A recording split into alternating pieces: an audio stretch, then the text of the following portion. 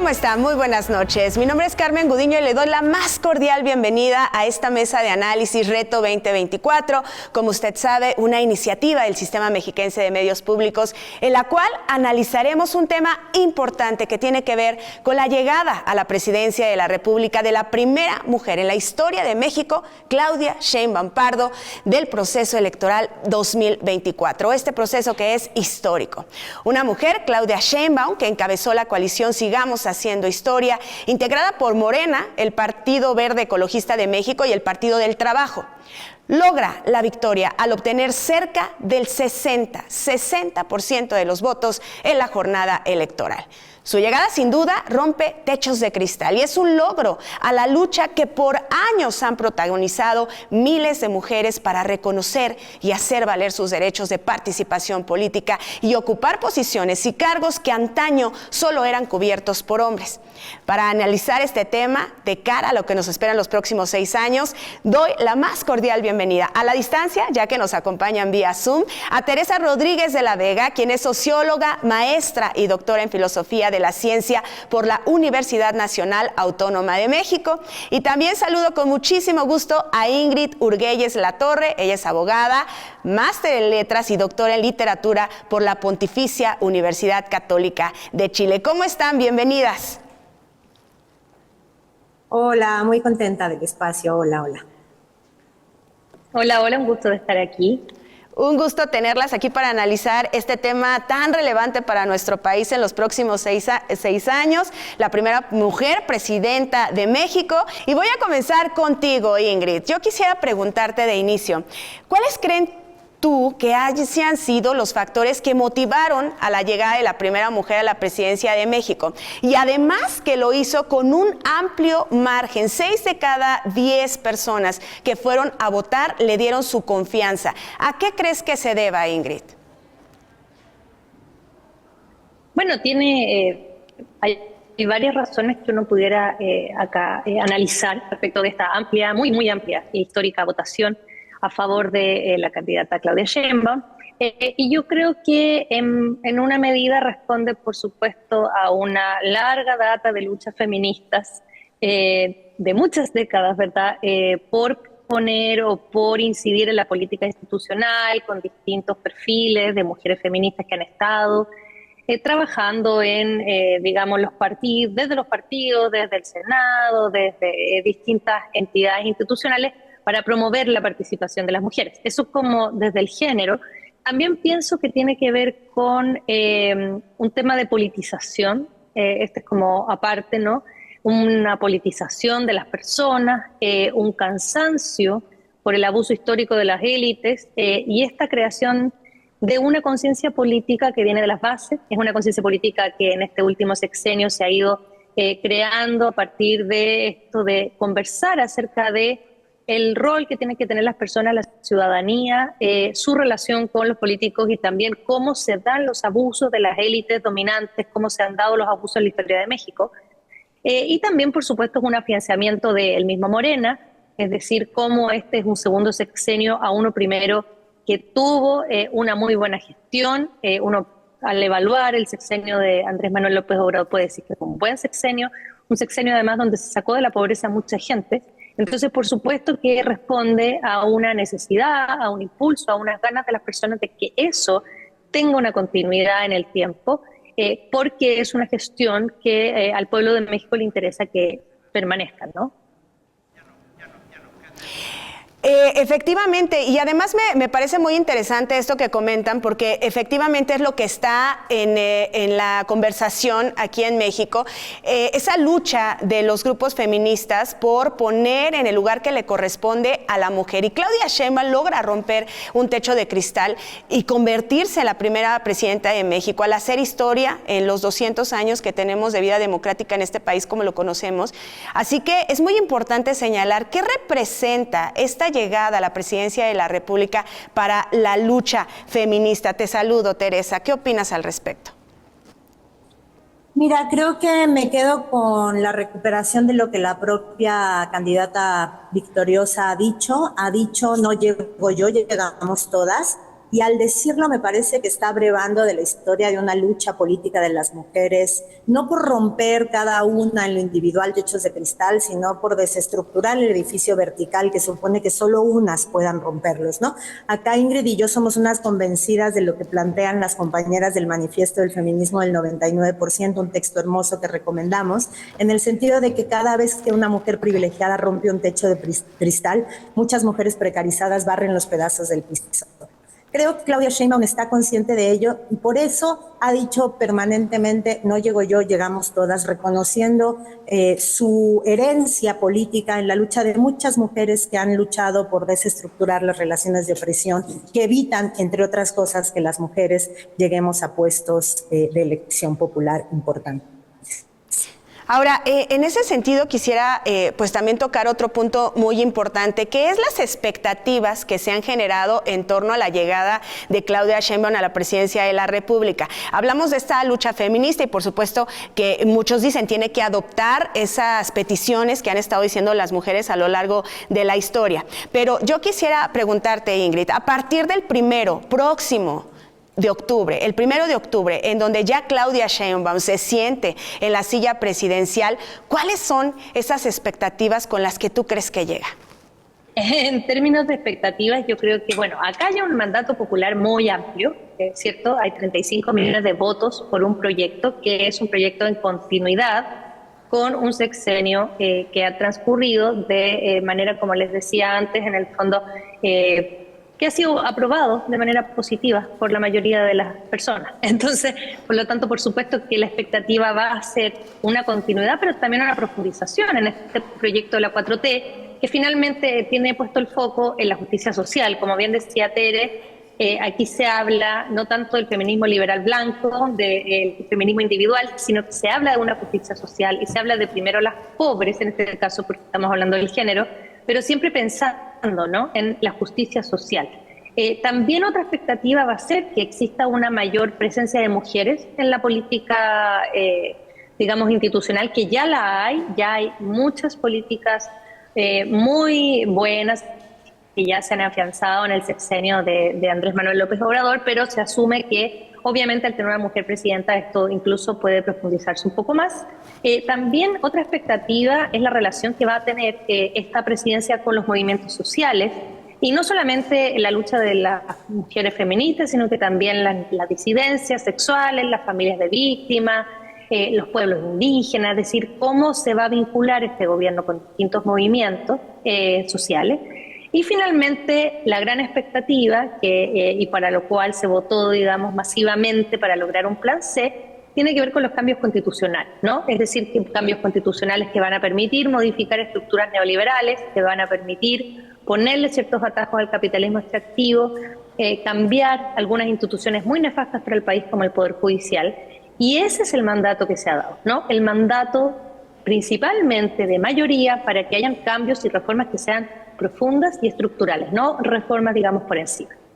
Efectivamente, y es que, por ejemplo, en cada cambio de sexenio siempre, evidentemente, la llegada de un nuevo gobierno, pues genera todas estas expectativas. En el caso de que sea Claudia Sheinbaum la que llegue, históricamente como la primera mujer presidenta, que incluso hayamos puesto a México, digamos, al frente de otros países como Estados Unidos, que no ha logrado esto, pues genera sin duda muchas expectativas y la gente está deseando ver qué va a pasar después del 1 de octubre, cuando ya se siente y tome las riendas de ese país. Pero un tema también que tenemos que tocar es, en esas expectativas está también la parte política. Está de un lado lo social que ya nos comentabas, pero está también lo político y me parece que hay que ponerlo en la mesa. Por ejemplo, en el Registro Nacional de Personas Sancionadas en materia de violencia política por razones de género, las mujeres más violentadas están a nivel municipal. El 70% de los casos se registra en esa instancia.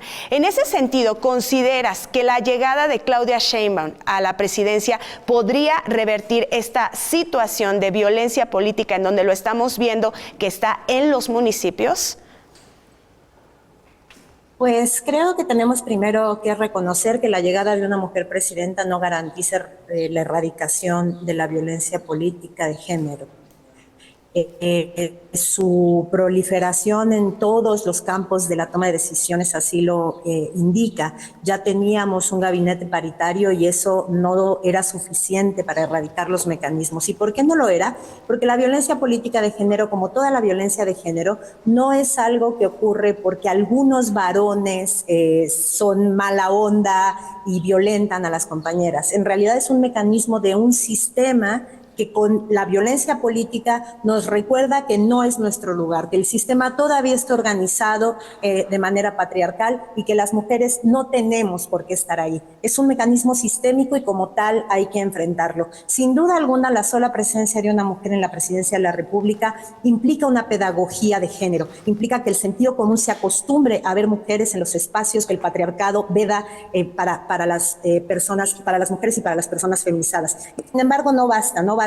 Hay que hacer toda una contrapedagogía desde abajo. Esto que dices de los municipios es claro, ¿no? Hay que hacer una contrapedagogía desde abajo que haga que mediante mecanismos de erradicación de la cultura patriarcal en quienes ocupan esos espacios podamos atacar el sistema patriarcal que sustenta cada uno de los casos de violencia política de género. Así que creo que tenemos que festejar el simbolismo que representa que una mujer conduzca los rumbos del país, pero hay que saber reconocer que eso por sí solo no va a erradicar los mecanismos sistémicos y estructurales que mediante la violencia de género expulsan a las mujeres de un campo que ha sido confinado para el ejercicio de los varones. Teresa, me parece muy importante esto que nos comentas porque efectivamente venimos hablando de las expectativas y pretendemos o en el imaginario de mucha gente está, bueno, una vez que llegue Claudia a la presidencia de la República, todo esto se va a terminar y va a haber un cambio como por arte de magia. Entonces, el hecho que nos pongas tú sobre la mesa, que es un sistema patriarcal que evidentemente se ha ido construyendo en esos 200 años, pues va a ser muy poco tiempo y va a llevar también su tiempo cambiar esto. Entonces, en ese sentido, pues será interesante ver también el apoyo que llevará, el acompañamiento que tendrá la presidencia de cara a los próximos 6 años para ir cambiando ese sistema que se ha construido. Y hablábamos de las expectativas que genera la llegada de Claudia Sheinbaum a la presidencia de la República, pero ahora me parece fundamental hablar también de los retos que tendrá nuestra próxima presidenta de México. Y es que hay muchos, pero podemos empezar a hablar, si les parece bien, desde cómo va a conformar el gabinete, cómo va a estar conformado, si va a haber una presencia mayoritaria de las mujeres. También podemos hablar, por ejemplo, de los temas de la agenda pública contra la violencia contra las mujeres, que es un tema muy sentido en nuestro país, que ha estado en la agenda pública durante muchos años y que sin duda es una de las peticiones más importantes. Así que, Teresa, quiero regresar contigo. ¿Cuáles crees tú que son esos principales temas de la agenda que el nuevo gobierno de la República tendrá que tomar en cuenta? Pues me parece que un poco en el sentido que lo decía Ingrid, más o menos la ruta está fácil porque el voto aplastantemente mayoritario es un mandato de continuidad con el sello popular que ha caracterizado con todas sus contradicciones al gobierno de la así llamada Cuarta Transformación. En temas precisos y específicos de la agenda de género, me parece que lo más importante tendría que ser avanzar en blindar algunas conquistas y algunos derechos, y el mayor blindaje que podemos es el que ampara derechos conquistados, imprimiéndolos en el texto constitucional y por lo tanto redirigiendo los esfuerzos y el proyecto de nación hacia un rumbo del que las décadas neoliberales lo habían alejado. En el tema mujeres, el más importante me parece es brindar el derecho a la libre decisión sobre nuestros cuerpos. La elección en Argentina, el intento desde el día 1 del gobierno de ultraderecha de Javier Milei por echar para atrás la conquista del derecho a la libre elección de las mujeres sobre su cuerpo y el derecho a acceder a un aborto libre y gratuito, amparado y garantizado por el Estado, nos tiene que dar una importante lección en términos de que cuando la reacción actúa y tiene oportunidad histórica de regresar a comandar la política pública, por los primeros derechos que va es por los derechos conquistados de los sectores populares, de los sectores oprimidos y por lo tanto de las mujeres. Así que el segundo piso de la Cuarta Transformación tiene que blindar los derechos sociales conquistados y en el tema mujeres, muy importantemente el derecho al aborto y toda la infraestructura para conseguir finalmente una vida libre de violencia. En eso hay muchas cosas de impartición de justicia que son muy importantes. Una característica fundamental de la impartición de justicia en este país es la revictimización de las mujeres en procesos de violencia feminicida. Hemos visto casos verdaderamente dramáticos y lamentables y trágicos al respecto en los últimos meses, en los últimos años. Me parece que la reforma al Poder Judicial, además de las grandes cúpulas, también tiene que dirigirse a eliminar de una vez por todas los mecanismos de revictimización en los que se han hecho sufrir a las mujeres en sus procesos en tanto víctimas de este sistema que las violenta permanentemente. Y en ese sentido de los pendientes que se tienen y que se va a tomar con la llegada de Claudia Sheinbaum, pues podemos decir también que va acompañada, es decir, nosotros en el Estado de México tenemos a una gobernadora, ya hay una cámara en donde hay esta equidad, se trató así con la ley de que así fuera, entonces va a ir acompañada también, va a tener toda una estructura que esperemos le permita lograr y tomar las riendas de esos retos para hacerles frente. Ahora, desde la óptica de los partidos políticos, me parece muy interesante también analizar qué va a pasar con estos sistemas patriarcales de los partidos políticos y que ante una realidad que es inevitable nos preguntamos si esto tendría que cambiar. ¿Tú qué opinas, Ingrid? Bueno, como bien decía Tere, el modelo político histórico siempre ha sido patriarcal, por lo tanto los partidos políticos y toda la forma en cómo la política un poco se mueve está basada en esa estructura. Entonces, como un hecho inédito en el país, tener una mujer presidenta va a implicar desafíos y va a implicar maniobrar con respecto a cosas que probablemente un presidente hombre no tiene que lidiar, como por ejemplo críticas desmedidas o críticas respecto de cuestiones que no se critican generalmente a los hombres. Yo solamente con ver, digamos, la campaña presidencial, la forma como cuestionaban a Claudia Sheinbaum respecto de cómo ella era fría o no, si se vestía con tal o cual ropa, si es que ponía tal o cual cara, eso yo me imagino que va a ser algo con lo cual ella va a tener que, digamos, estar permanentemente lidiando. Y por otra parte, las estructuras es difícil moverlas, ¿no? Es decir, por supuesto que la presencia de mujeres en la política tiene este efecto pedagógico del cual hablaba Tere, es decir, el hecho de ver mujeres en la política ya necesariamente impacta en la cultura, impacta en la sociedad, porque además las nuevas generaciones van normalizando la idea de que una mujer esté a cargo de un país. Sin embargo, por supuesto que va a implicar esto cambios estructurales que van a ser más o menos difíciles, ¿no? Y son más a largo plazo. Y por supuesto... Ingrid, me parece que estamos teniendo problemas... Como en el partido, como en... Parece que estamos teniendo problemas con la última parte de tu comentario que ya no escuchamos.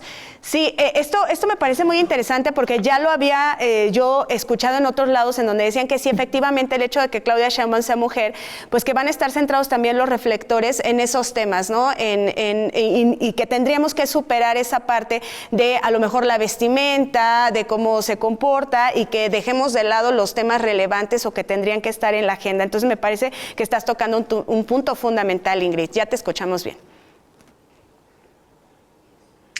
¿Continúo? Sí. Sí, adelante. Yo creo que ahí volvió internet. Bueno, no, y además otra cosa también importante tiene que ver con el hecho de que ella tenga mujeres tanto digamos, en el partido como también mujeres que la acompañen en su gabinete, porque esto de la pedagogía que hablaba Tere, es decir, que haya mujeres, que se normalice la idea de que haya mujeres en la política que tomen decisiones y que estén a cargo del rumbo del país, es algo sumamente importante. Y ahí están todas estas figuras de mujeres muy fuertes que están en Morena, tanto Claudia Sheinbaum como por ejemplo Clara Brugada, que a mí me parece que es una figura que además marca esta cosa de tener la ideología feminista muy clara. Por otra parte está Delfina, en el caso del Estado de México, ¿cierto? Pues es decir, Citlali, o sea, muchas mujeres que tienen roles bastante importantes y que por lo tanto eso va a colaborar también en hacer estos cambios culturales que se necesitan. Exactamente. Eso que dices es efectivamente pues muy interesante porque estamos en el Estado de México, en la Ciudad de México, 2 mujeres gobernarán las principales ciudades de este país y encabezados desde la presidencia de la República con Claudia Sheinbaum. Entonces tendríamos que ver ese acompañamiento del que ya hablábamos. Teresa, ya por último, para llegar, con la llegada de Claudia Sheinbaum a la presidencia de México, yo quisiera preguntarte si tú crees que se logre finalmente un criterio de paridad de género o nos hace falta todavía algo para consolidarlo. Pues en términos normativos ya está conquistado, de hecho, ¿no? E incluso los mecanismos internos de los partidos políticos para la elección de sus candidaturas tuvieron que abrazar el criterio de paridad de género. Y sin embargo, como todo remedio normativo, la paridad es una medida remedial, no es una medida que previene la violencia política y la expulsión sistemática de mujeres de la esfera de la toma de decisiones. La paridad corrige una enorme cantidad de obstáculos para que una mujer pueda apelar al criterio de paridad, es que ya superó una cantidad de barreras que sus colegas varones no tuvieron que haberse superado, ¿no? Entonces creo que tenemos que defender la paridad como piso mínimo, tenemos que desestructurar las narrativas absolutamente falaces respecto a que la paridad omite o paraliza o neutraliza los mecanismos meritocráticos de la demostración de los propios méritos para ocupar cargos o puestos, etcétera, etcétera. Tenemos que seguir enfatizando que la paridad apenas si corrige una desigualdad estructural y por lo tanto tenemos que ir a las medidas preventivas, no a las correctivas. La paridad corrige lo que no hemos logrado prevenir, que es la constante expulsión y la discriminación y la exclusión de mujeres de la toma y en realidad de la esfera de lo público, ¿no? Con esta cultura finalmente patriarcal que confina a las mujeres al ejercicio de las actividades en el núcleo de lo doméstico. Así es, Teresa, efectivamente, y además que lo estamos viendo en lo político con esta paridad de género, pero creo que en el día a día, y también ha sido una petición y un reclamo de las mujeres, es que los puestos de alta dirección de este país siguen en su mayoría ocupados por los hombres y que esto nos permite ya con esta llegada a la presidencia, o hay expectativa, si no, de que se pueda cambiar eso, de que ya más mujeres puedan estar ocupando lugares en donde tomen decisiones y eso será importante verlo de cara a los próximos 6 años. Vamos ahora para las conclusiones. Tienen 1 minuto cada uno. Comenzamos contigo, Ingrid. Bueno, como conclusión hay que decir que este es un relevo, un recambio en el partido Morena, que se tiene muchas expectativas porque precisamente es una profundización. Y en el tema de género, lo que se espera, o la expectativa, lo que todo el mundo está, digamos, las mujeres sobre todo esperando, es que se tome esta agenda feminista desde lo institucional. Y la agenda feminista está, por supuesto, constituida por derechos reproductivos, como bien decía Tere, con la violencia, los feminicidios, la desigualdad estructural, hacerse cargo del sistema de cuidado, la incorporación de disidencias sexuales. Es decir, hay una amplia agenda que tenemos toda la expectativa y la esperanza de que en este momento se pueda poner en el centro de la política de manera prioritaria. Teresa. Añadiría a la conclusión de Ingrid, que me parece muy completa en términos de lo que podemos esperar de este relevo en el así llamado segundo piso de la Cuarta Transformación. Creo que también cabe esperar que el feminismo desde afuera siga interpelando al poder, siga criticando y siga diciendo que no es suficiente con que las mujeres lleguemos al ejercicio del poder. Si el país sigue roto por la violencia, si el país sigue siendo un país de víctimas, si el país sigue sin edificar una estrategia de pacificación que no pase por el engrosamiento y el robustecimiento de las Fuerzas Armadas, sin todo eso, pues al feminismo también nos toca no solo festejar la historia que llevó a Claudia Sheinbaum, a Clara Brugada, a Delfina Gómez al poder, sino también seguir reclamando, y entonces nuestro terreno no solo es el Palacio, sino que seguirán siendo las calles y ahí estaremos. Con eso nos quedamos, Teresa. Efectivamente, a las mujeres nos sigue tocando alzar la voz, acompañar a este nuevo gobierno desde nuestras trincheras, desde nuestra perspectiva, acompañarla para que el México que deseamos, el México que como mujeres hemos luchado, no solamente nosotras, las que están detrás de nosotras, nuestras madres, nuestras abuelas y tantas mujeres de la historia que lo dieron todo por hoy consolidar nuestros derechos y porque hoy sea nota y sea noticia en en el mundo que una mujer llegue a la presidencia de nuestro país. Así que nos toca seguir alzando la voz efectivamente y nos toca seguir haciendo nuestro trabajo. Les quiero agradecer que hayan estado conmigo en esta mesa, que nos hayan acompañado en esta mesa de análisis Reto 24 y agradecer muy especialmente la participación de las dos. Ingrid Urgueles, sabemos que estás desde Japón, así que a todos nuestros paisanos que nos ven desde Japón, un saludo, hazles por favor llegar nuestros saludos hasta allá. Y también Teresa Rodríguez, muchas gracias, gracias por conectarse con nosotros esta noche. No, a ustedes, un placer siempre participar en el medio público mexiquense.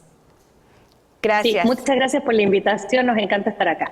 Muchas gracias, Ingrid. Pues así llegamos al final de esta mesa de análisis Reto 2024 y es muy interesante ver y reiterar que a partir del 1 de octubre se escribirá un nuevo capítulo en nuestro país y estaremos, por supuesto, sin duda, expectantes del rumbo que se marcará. Estaremos ahí dándole seguimiento a los próximos 6 años. Muchas gracias por acompañarlo. Le deseo que pase una extraordinaria noche. Hasta la próxima.